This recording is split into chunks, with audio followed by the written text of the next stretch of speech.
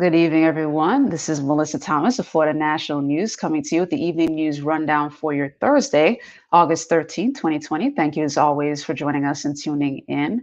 And as a reminder to anyone looking to advertise on a platform, Florida National News has 5 different shows that you can choose from to advertise on. We'd love to have you. So just shoot us a quick email at ads@floridanationalnews.com to let us know you're interested, and we'll get started with you.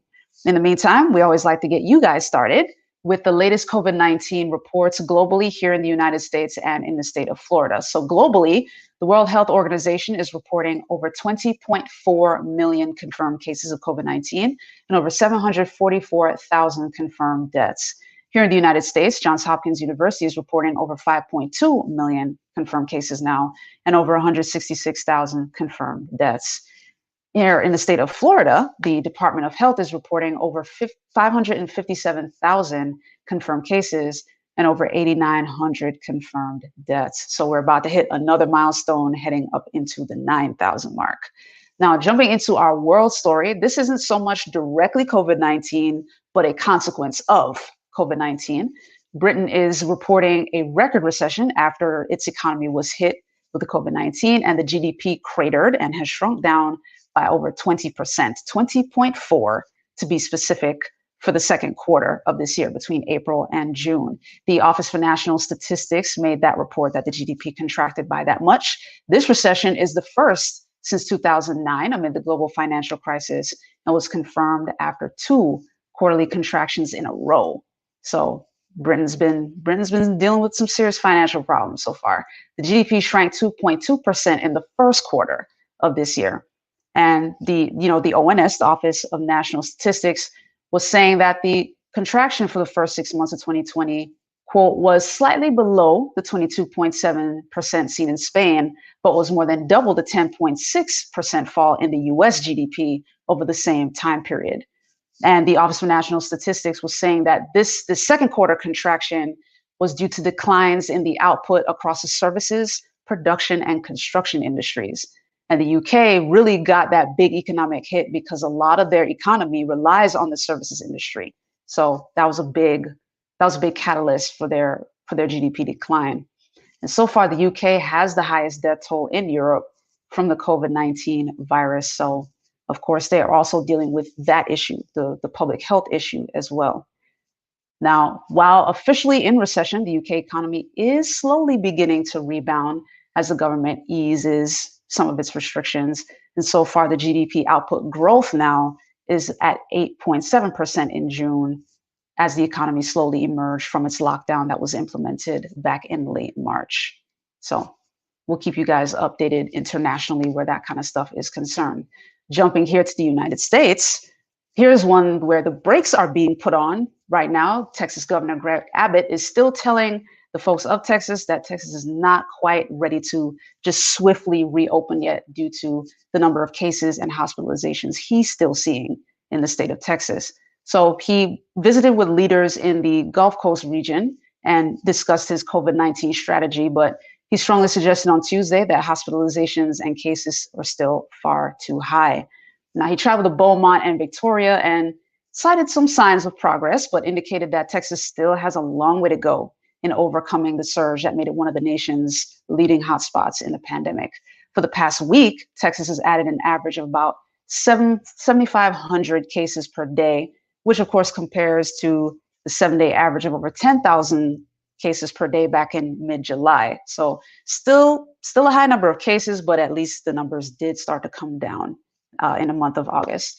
Governor Abbott is setting a 10% positive test rate as a fundamental goal in his plan to counter the COVID-19 virus. Positivity rates should be at or below 5% for at least 14 days straight before a state or country can safely reopen, according to the World Health Organization. So for right now, Governor Abbott is at least aiming for that 10% to start. Now, despite a falling rate of hospitalization, right now it's 7,200, down from a late July high of around 11,000 hospitalizations, according to the Texas Department of State Health Services, hospitals are still overburdened there. So Governor Abbott mentioned that in a news conference, which is why he's still saying it's not quite time for Texas to reopen fully. His layered implementation of restrictions that have included mandatory face masks, as well as widespread business closures, have prompted an outcry from conservatives in his own party, but he's sticking to his guns, pun intended. He's choosing to be vigilant right now. He said, quote, "We need to make sure that we continue to slow the spread of COVID-19. Reopenings could be possible if we're able to get a positive rate of well below 10% and maintain that positivity rate." Now, jumping here to the state of Florida, Disney World actors are ready to come back to work now that the COVID-19 testing dispute has been resolved. Originally, the Walt Disney World actors and their respective union, the Actors Equity Association, had called on Disney to provide a way for the actors to be tested since they can't do their jobs while wearing masks, unlike the other resort employees. So Disney said on Wednesday that it would provide a space just outside the Walt Disney World in Orlando for a testing site run by the Florida Division of Emergency Management. The site will be open to Disney employees, of course, cast members, and to the public, actually. So Disney said in a statement, quote, "Our actions support all cast and our community at large." Now, Actors Equity, which represents roughly 750 stage performers at the park in shows such as the Indiana Jones Stud Spectacular and Beauty and the Beast Live on Stage, said the measures didn't go far enough and called for regular testing. This was back when the park was reopening back in mid-June. So Disney went ahead and opened the park without the performers. Now, the president for the association, Kate Schindel, she said, quote, "We have been consistent that testing is an important part of ensuring a safe workplace for equity performers. And today, I'm pleased to see that Disney World has agreed." Now, Disney said it offered the testing space to help with community testing and wanted to clarify that any suggestion that this has been done as a result of any one union is unfounded. Either way, whichever caused the outcome, congrats to the Disney actors or the workers to be able to return to work and get the testing that they need to stay safe since they can't wear those masks. In the meantime, guys, we're going to take a quick commercial break and come back with some more stories for you. Stay tuned. Big business and special interest groups have begun their attacks on Rick Singh on social media, radio, television. They want to make sure he's no longer in office. Have someone, anyone but Rick Singh in office. And the reason is simple. They don't want to pay their fair share and expect you to pay it for them. Now, the question is, do you want to pay it for them? All right, guys, welcome back. And jumping into your next U.S. story, the U.S. has now helped Israel and the United Arab Emirates reach a deal to normalize relations. The U.S. joined the talks to kind of get things to move along a little bit faster. They entered into agreement that U.S. President Donald Trump had helped to broker. But under the agreement, which was announced as of today, congratulations to all three nations, Israel has agreed to suspend applying sovereignty to areas of the West Bank that it had been discussing annexing. And the deal was a product of lengthy discussions between Israel, the UAE, and the U.S. The agreement was sealed in a phone call today between President Trump, Israeli Prime Minister Benjamin Netanyahu, and Abu Dhabi's Crown Prince Sheikh Mohammed bin Zayed. Now, a signing ceremony, including the delegations from Israel and the UAE, will be held at the White House in coming weeks, just to kind of formalize it, ceremonialize it, if that's a word. The U.S. officials described the agreement to be known as the Abraham Accords as one of the first kinds since Israel and Jordan signed a peace treaty back in 1994. Now, President Trump, for his part, said, quote, "Everybody said this would be impossible. After 49 years, Israel and the United Arab Emirates will fully normalize their diplomatic relations. They exchange embassies and ambassadors and begin cooperation across the border." Now, both Prime Minister Netanyahu and Abu Dhabi's Crown Prince went to Twitter to make their confirmations. Prince Sheikh Zayed said on Twitter the agreement had been reached. He kept it pretty simple, that it would halt further Israeli annexation of Palestinian territories. Now, White House officials said that Trump's senior advisor and son-in-law, Jared Kushner, U.S. Ambassador to Israel, David Friedman, and Middle East envoy, Avi Berkowitz, were also deeply involved in negotiating the deal, as well as Secretary of State Mike Pompeo and White House National Security Advisor Robert O'Brien. So congratulations to all three nations and all of the people that were responsible for making that happen. We'll continue to keep you guys updated on that because that's pretty important on the global scale. Now, jumping here to the state of Florida with something a little less complex, but still very important. Hillsborough County voters will get the chance to vote to elect a new tax collector for the first time in more than 20 years. Hillsborough County Tax Collector Doug Bolden has chosen not to run again for re-election, which opens the door for someone new. Now, coming up on Monday, or for those who have been doing early voting, the Democratic primary candidates, April Griffin and Nancy Millan, are vying for that position, or Millen, let me say that. Now, the election comes after it was revealed a little earlier in the year that tax collector Belden had not been collecting more than $800,000 in business taxes. And he said that the tax collection system there was an honor system. So candidate April Griffin, who had served on the Hillsborough County School Board for 12 years, she wasn't really happy with that. So she said when she saw that, when she heard what he said, that it was an honor system, that she just remembered shaking her head. She said, we have to have processes in place that track that. So she said, first, they'll have to be audited to see if people are compliant, but then put a system in place that tracks those business taxes on a regular basis. That's money that's being left on the table that could go to serving this community. Now, the other Democratic primary candidate, Nancy Millan, has not made any comment about the failure for the office to collect the $800,000, but has been endorsed by tax collector Doug Belden. Excuse me, his name is Belden, not Bolden. But she actually worked in the tax collector's office for more than 30 years and currently serves as a director of community relations. Now, the winner of the primary will face off in the general election against Republican candidate TK Matthew. He's also a former employee of the tax collector's office. So we'll keep our eyes on that race and keep you guys updated. In the meantime, we're going to take another quick commercial break and come back with your business and sports stories. And while it's not Wednesday, it's Thursday, we get it. But we missed our lovely Angel Perry yesterday. She is here with us to have that hashtag Worker Wednesday conversation. Just one day bonus, but we're going to get into it. Of course, things are top of mind right now with the Biden-Harris ticket. So we're going to get into that conversation when we come back from this break. Stay tuned. I'm not picking it up. You pick it up. I'm not picking it up. Well, somebody's got to pick it up. I'll pick it up. They're clean. 'Cause my hand is clean. Oh yeah, I'm Charmin clean. That's how I know they're clean. Charmin Ultra Strong is woven like a washcloth and just cleans better.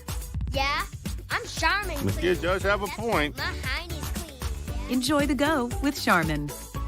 And for an extra clean finish, try Charmin Flushable Wipes. All right, guys, welcome back. Jumping right into your business story. Lyft now joins Uber in threatening to shut down operations in California over its new labor rule. Now, right now, just to give you guys a bit of the labor rule decision, this is coming after California officials attempt to make companies comply with Assembly Bill 5, which enforces more restrictions on employee classifications. What they're asking for is for gig companies such as Uber and Lyft to classify their workers, their drivers, as employees and not independent contractors. Both companies said, nope, we're really not trying to do that, basically. In short order, that's pretty much what they're saying. Now, for the Lyft CEO, Mr. Zimmer said, if our efforts here are not successful, it will force us to suspend operations in California. Fortunately, California voters can make their voices heard by voting yes on Prop 22 in November, according to Zimmer. Now, Uber CEO Dara Khosrowshahi said on Wednesday on MSNBC that he hoped the court would hold off on decisions until after the election, but if not, he said the company would be forced to stop its service there for at least a quarter, for 3 months straight. So the plot thickens in that story. We'll continue to keep you guys updated on that. So yeah, very interesting. And Angel and I might talk a little bit about that as well, because she knows a thing or two about that. That's very important to know. But jumping to the sports story, the NCAA Council is recommending eligibility relief for athletes who opt out or lose seasons due to COVID-19. As you guys know, the NCAA college sports season has been kind of up in the air as a result of COVID-19. Some conferences are being held, some are not. So college athletes whose seasons are impacted by COVID-19 came one step closer to gaining eligibility protection on Wednesday when the NCAA Division I Council formally recommended the adoption of emergency legislation that could be finalized by the NCAA on August 21st. Now, ultimately, it will be up to the Division I Board of Directors to finalize the recommendations of the council. So the recommendations handed down Wednesday included extending the 5-year participation window for athletes who opt out of playing or have a season cut short due to COVID-19. The recommendations also suggest athletes be given an additional season to complete their eligibility if 50% or less of their maximum allowed competitions are completed. Now, for example, that would allow football players to retain their eligibility for an additional year if football season begins but must be canceled less than halfway through because of COVID-19 conditions, or if an athlete contracts COVID-19 and is unable to continue playing less than halfway through a given season. The NCAA's announcement said that the Division I Board of Directors will meet August 21st, quote, to review council recommendations regarding student athlete well-being protections and the future of fall championships. So if the board approves the council's recommendations, it'll be a victory for athlete advocacy groups that have risen to prominence lately amid the uncertainty about the return to college sports amid the pandemic. So a bit of silver lining for college athletes out there who still want to play. They love their sports, but they are concerned for their health and kind of have to put that first, because if you're sick, you still can't play either way. So that brings us to our hashtag Worker Wednesday segment, even on a Thursday, kind of a bonus day.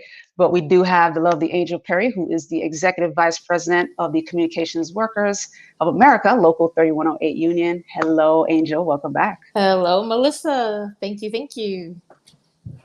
Absolutely. So obviously, we got to talk about the top of mind conversation, which is the now Biden-Harris ticket. So obviously, a lot of folks have, especially members of the media, have focused a lot on the diversity factor. Obviously, right. Senator Kamala Harris is multiracial. So she's, she's of she's Caribbean American descent and also South Asian descent, being part Indian and part Jamaican. Absolutely. Part of me is kind of beaming because I'm Jamaican. Pride. Yeah. Pride. But no, congrats to her on that. But I did want to talk to you as someone who does fight for equality and equity for workers. Kind of talk about what you want to see, with the Biden-Harris ticket. Say for instance, they are elected in the election and they get sworn in. What are some of the initiatives for equity and equality that you would want to see?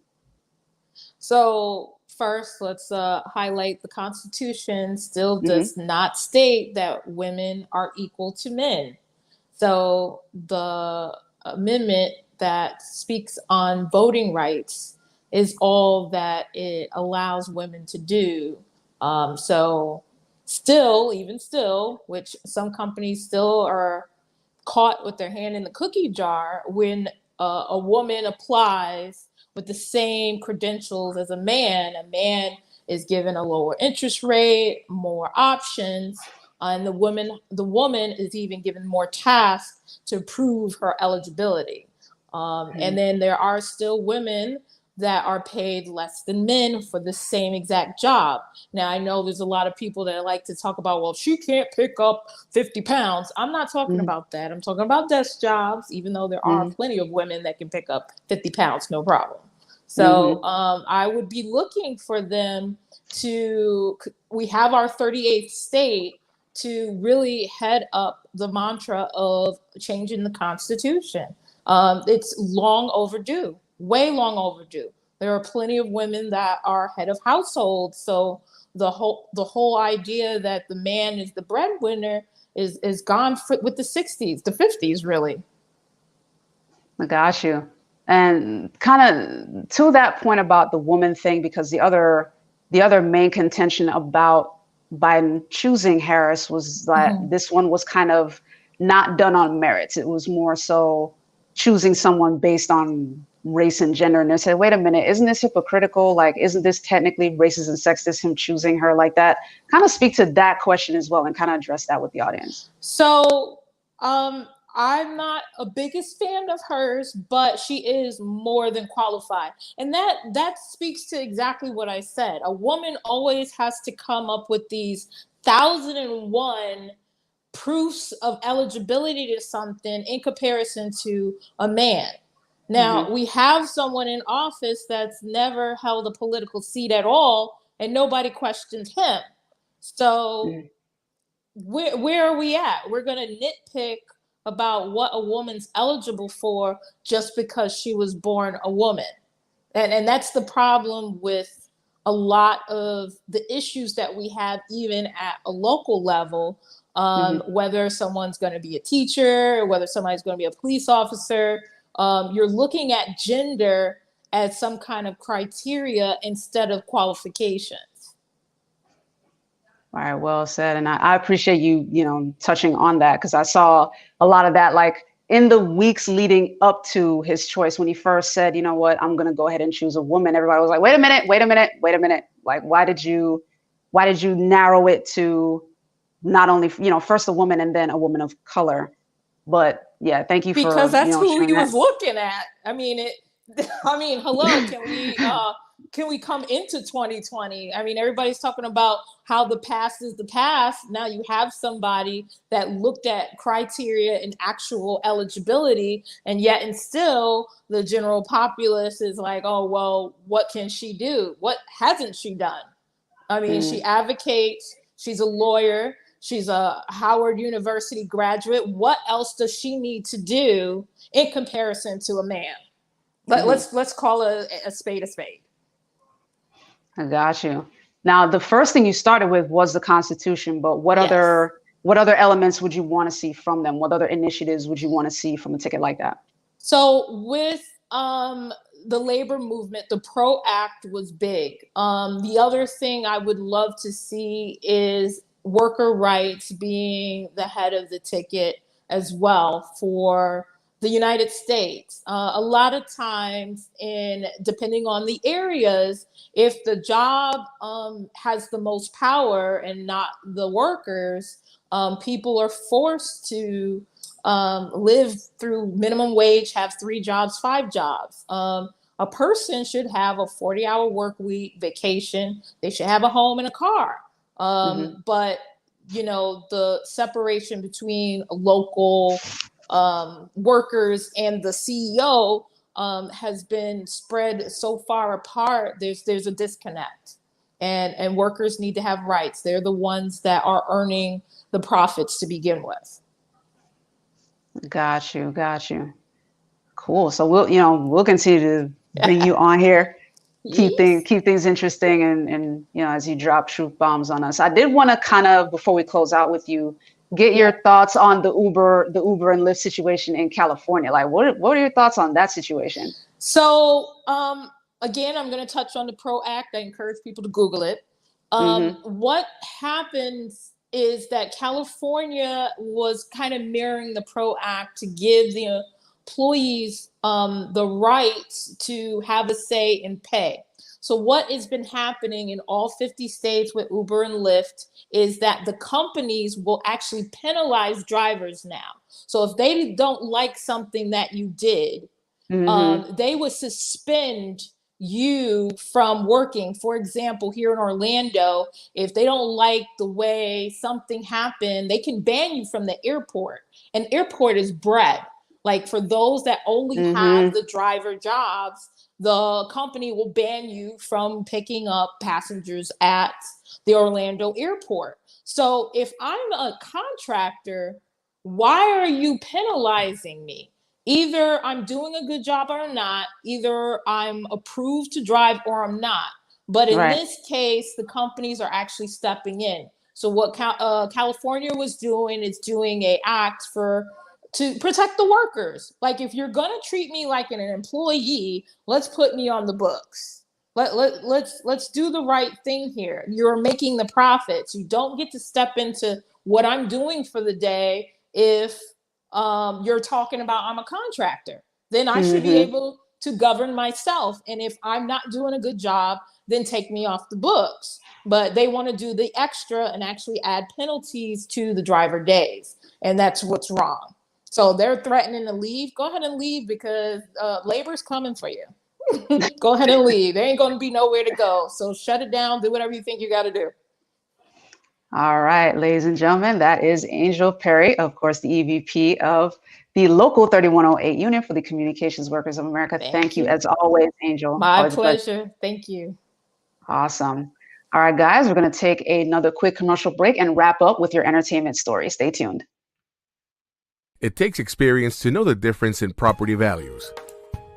For example, this business is not the same as this business. And this house is definitely not the same as this house. And this, well, this is definitely not the same as this. And that's why it's important to have someone who understands true property appraisals to help our community grow, while making sure everyone pays their fair share. Because experience matters. Re-elect Rick Singh for Orange County Property Appraiser. All right, guys, welcome back as we wrap up with an entertainment story. As you noticed, Jamesia Stoudemire is not here with us today, even though it is Thursday.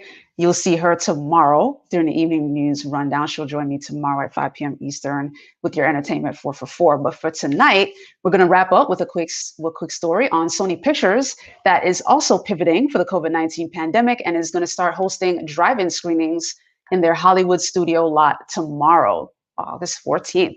So the makeshift drive-in will be erected in the Tallberg parking lot on its historic studio lot in Culver City. They're going to show old school movies like Ghostbusters and The Karate Kid. And also they're going to premiere TriStar Pictures and Stage 6 Films romantic comedy, The Broken Hearts Gallery, which is executive produced by hitmaker Selena Gomez. That will also get the drive-in treatment on the studio lot. So congrats to Selena on that.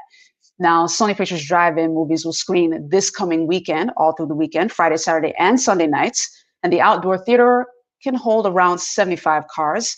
And the price of admission will be $30 per car, and tickets will be bought via the Atom Tickets app. So if you're interested, if you're in that area and can do that, go ahead and enjoy. You'll be able to enjoy the movies socially distant and have a great time. But that does it here for us at the Evening News Rundown, guys. Thank you so much for tuning in.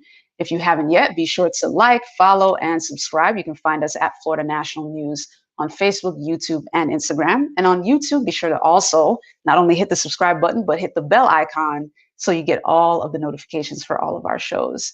And here on Facebook, you can also find us at FNN News TV and FNN News Live as well. And a reminder to anyone looking to advertise on the platform, we offer 5 different shows. So just shoot us an email at ads@floridanationalnews.com. Now, talking about tomorrow, you guys know it is Friday. Friday is always the jam-packed day. We've got 3 shows on tap for you, as usual. So Jenny Rosario de Castellano will be back at 1 p.m. Eastern to interview Hazley Lopez, who is a model and brand ambassador, as well as a pageant director. So we'll be able to tune into that lovely interview and find out Hazley Lopez's story. That's 1 p.m. Eastern. I'll be back at 5 p.m. Eastern time with the Evening News Rundown. And at 8 p.m. Eastern, the lovely Casey Hudson will be back with the FNN Sports Take at 8 p.m. Eastern time. In the meantime, guys, enjoy the rest of your Thursday afternoon. Take care.